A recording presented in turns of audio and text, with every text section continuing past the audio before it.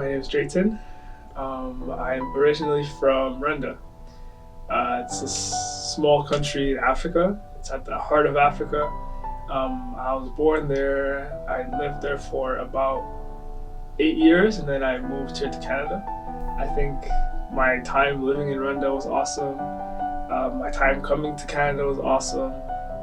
And I think part of that goes with kind of like who I am as a person. I'm very optimistic, and I'm very, very dreamy in a sense. I think intergenerational trauma is it's an interesting topic. It's an interesting thing that people tend to take as like a negative thing, and there is a lot of negatives to it.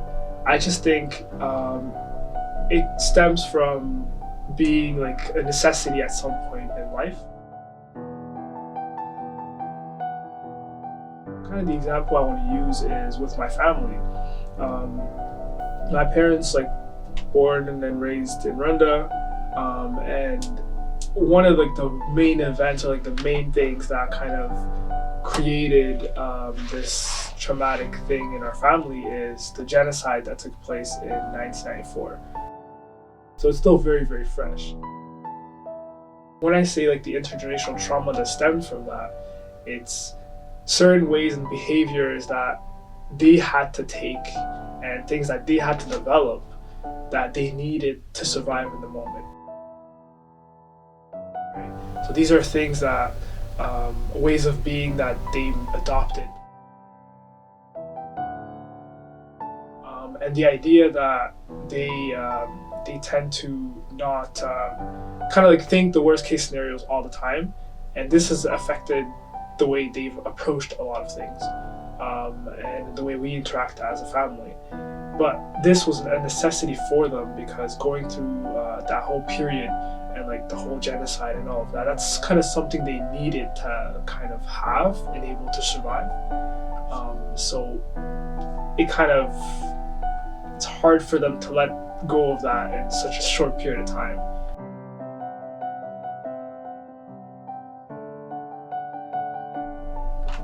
Intergenerational trauma definitely affects people BIPOC community differently. I think we all have different experiences, and we all had to deal with different circumstances. For example, us growing up in Africa, that's a different dynamic than people growing up here.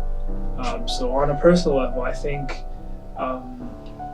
the way it has impacted me is more so the relationship I have with my parents and how I see the world through their eyes.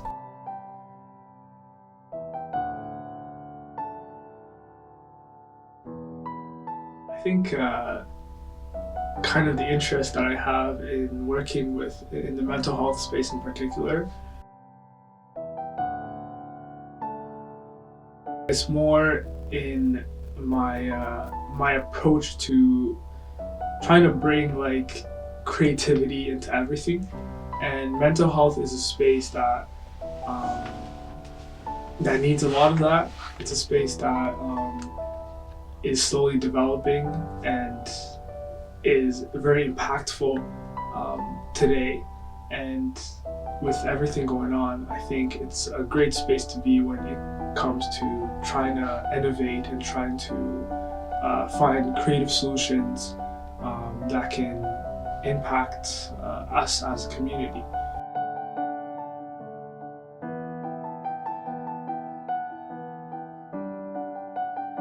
Being an optimistic visionary in a sense, I see a bright future for our community and our growth and our healing process. I see it as a community built on strong connections, a community where people can go talk to each other, where they can connect, where they can feel a sense of connection, yes, to the people that they're going to, but feel more connected to their roots and to their history. And I think it's something that people are lacking in a sense, where they don't feel like they belong anywhere. So a community where, you know, you have a sense of belonging, and just a community where you can be yourself and kind of be at peace and love and all of that good stuff. Where do I see myself in 10 years is a question, you know, you ask yourself every once in a while, and you know, you want an answer, you develop answers, but I'm definitely like very, very ambitious. So I see myself getting into like knowledge. Like I really want to get into knowledge in terms of understanding the creative process. I want to get into like the psychology of the creative process. So me in 10 years is hopefully someone who has a bit of understanding of what that is, and being able to find ways to utilize that for like a good purpose in a sense.